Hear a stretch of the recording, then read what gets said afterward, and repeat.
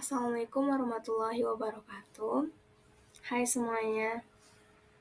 Pada video pertama kali ini, kita akan membahas mengenai apa itu coaching dan bagaimana penerapan coaching dalam manajemen kinerja pada Bank Mandiri. Sebelumnya, terima kasih kepada dosen pengampu mata kuliah manajemen kinerja Ibu Dr. Sri Rosita SEMM. Perkenalkan, nama saya Raisya Mawalania dengan NIM C1B023093 dari kelas R002 Manajemen. Bank Mandiri adalah salah satu bank terbesar di Indonesia dengan ribuan karyawan yang tersebar di seluruh penjuru negeri. Untuk menjaga dan meningkatkan performa seluruh karyawannya, Bank Mandiri tidak hanya bergantung pada sistem penilaian formal atau target semata, tetapi juga menerapkan proses coaching secara strategis sebagai bagian dari sistem manajemen kinerjanya. Kalian tahu nggak sih apa itu coaching dalam manajemen kinerja? Nah, coaching adalah proses memberdayakan individu. Tujuannya untuk mencapai potensi maksimal mereka. Coaching fokus pada solusi bukan masalah, meningkatkan kinerja dan pengembangan diri individu. Perbedaan coaching, mentoring, dan training. Coaching fokus pada potensi internal dan solusi. Mentoring berbagi pengalaman dan memberikan arahan. Training bertujuan untuk mengembangkan keterampilan spesifik. Seringkali coaching disamakan dengan mentoring atau pelatihan, namun sebenarnya berbeda.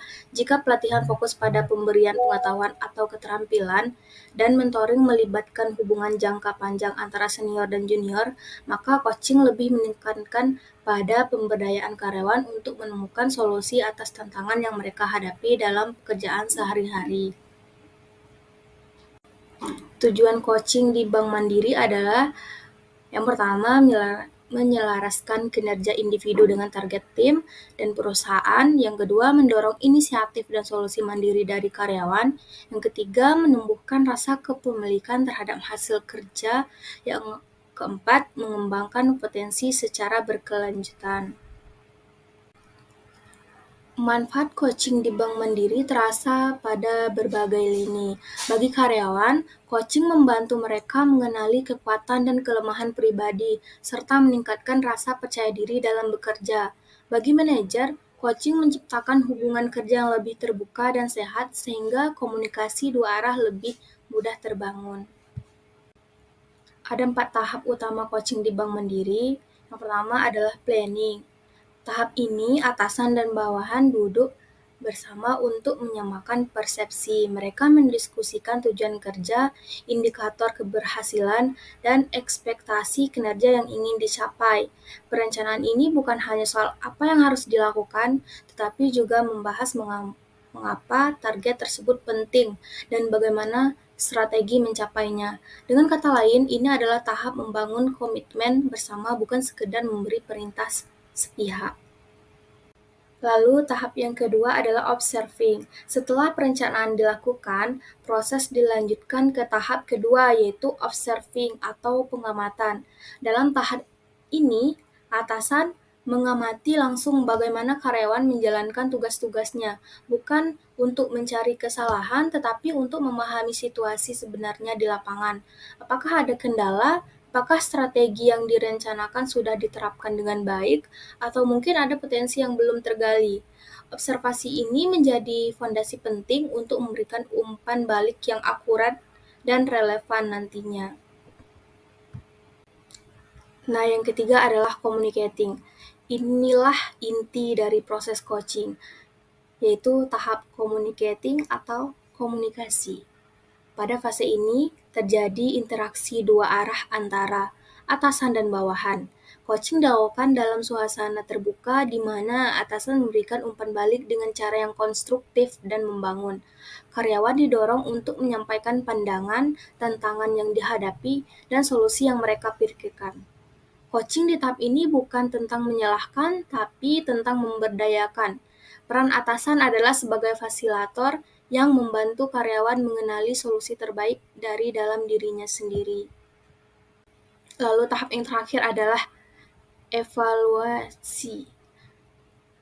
yaitu proses peninjauan dan refleksi. Setelah sesi coaching dilakukan dan karyawan menerapkan masukan yang diberikan, perlu ada tindak lanjut. Apakah performa karyawan membaik? Apakah target yang disepakati tercapai? Apa pelajaran yang bisa diambil? Evaluasi ini bukan hanya untuk menilai hasil akhir, tetapi juga untuk mengidentifikasi perkembangan positif dan area yang masih perlu perbaikan. Proses ini juga menjadi momen untuk memberikan penguatan positif atas kemajuan yang dicapai. Proses coaching yang diterapkan di Bank Mandiri. Nah, Bank Mandiri mengadopsi pendekatan coaching berbasis model yang terstruktur. Salah satunya pendekatan GROW, Goal, Reality, Option, dan Will, yang dimulai dengan menetapkan tujuan, memahami kondisi saat ini, mengeksplorasi solusi, dan menyusun rencana aksi. Dampak coaching terhadap kinerja tim di Bank Mandiri.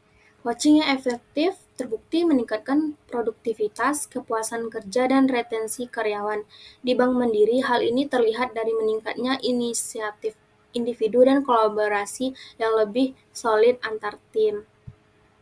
Contoh nyata dari penerapan coaching di Bank Mandiri.